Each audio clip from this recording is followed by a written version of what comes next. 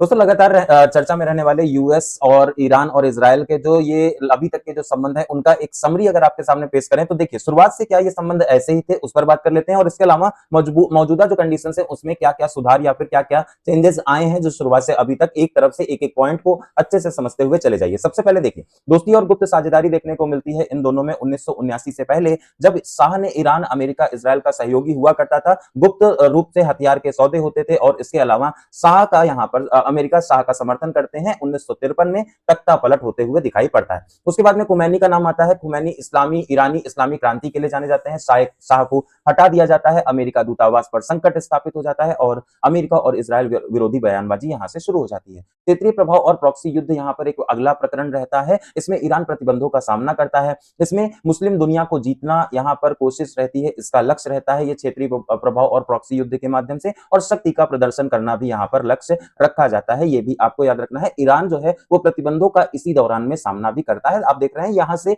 कठिनाइयां जो है वो शुरू हो जाती है। अरब स्प्रिंग और परमाणु संकट देखने को उसके बाद अरब स्प्रिंग ईरान के प्रभाव को चुनौती देता है। इसके अलावा सीरिया का युद्ध, गृह युद्ध शुरू होता है, असद शासन की मदद करता है और उसके बाद अगला जो प्रकरण आया उसमें अमेरिका 2018 में ट्रंप जो है वो हट जाते हैं, अधिकतम दबाव फिर से लागू होता है और उसके बाद परमाणु गतिविधियां थोड़ी सी बढ़ती हुई नजर आती हैं। 7 अक्टूबर के बाद में संघर्ष थोड़ा सा और बढ़ता है। 2020 के बाद अब हमास ने इजराइल पर हमला कर दिया। इजराइल ईरान के पूरे अक्ष को निशाना बना लेता है और उसके माध्यम से क्षेत्रीय प्रभाव को खत्म करने की इजरायली रणनीति ये रहती है। सीरिया में असद शासन का पतन हो जाता है।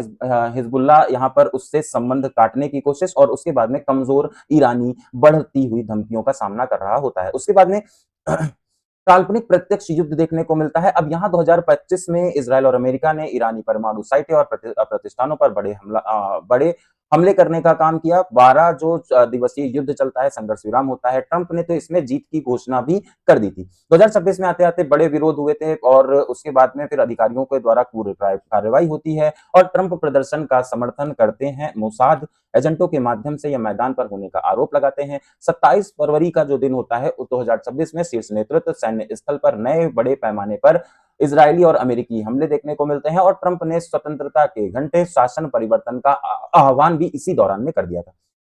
इसके अलावा 5 अमेरिकी ठिकानों पर ईरान ने यहाँ पर मिसाइलें दर्ज कराई हैं। अभी आप देख रहे होंगे कि ईरान को सबसे एक एफिशिएंट युद्ध लड़ने के लिए अभी वर्तमान में जाना जा रहा है, क्योंकि उनके ड्रोन जो है वो इतने ज्यादा महंगे नहीं है जितने अमेरिका के हैं। अमेरिका के ऊपर ये भी आरोप लग रहे हैं कि उसके पास में अब हथियार उतने नहीं बचे हैं जितने होने चाहिए। तो ये प्रकरण, ये जो युद्ध है, ये जो पूरी प्रणाली है, इसके बारे में आपके जो भी विचार है कमेंट सेक्शन में बता सकते हैं और ये इन्फॉर्मेशन आपको कैसे लगी ये भी आप हमारे साथ में जरूर शेयर करिएगा। अभी के लिए इतना ही, नमस्कार।